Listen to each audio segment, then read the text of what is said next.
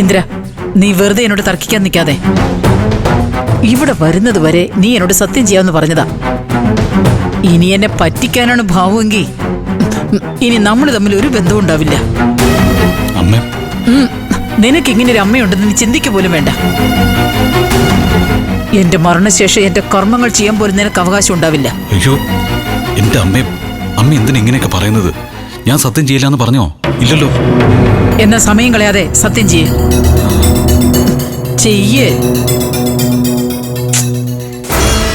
ചെയ്യടാ.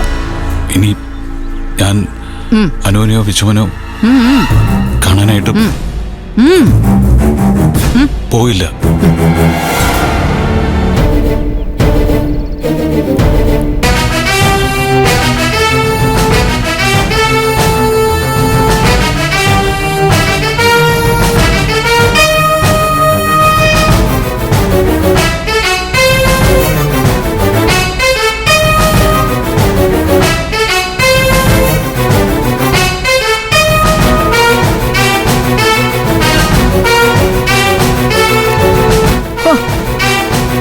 ഇത്ര കൃത്യമായി ഈ സമയത്ത് തന്നെ നിങ്ങൾ എങ്ങനെ വന്നു?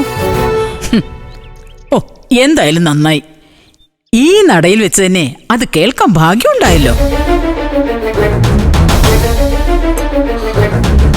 എടീ, നീയും നിന്റെ മോനുമായിട്ടുള്ള എല്ലാ ബന്ധവും ഇവൻ ഉപേക്ഷിച്ചു.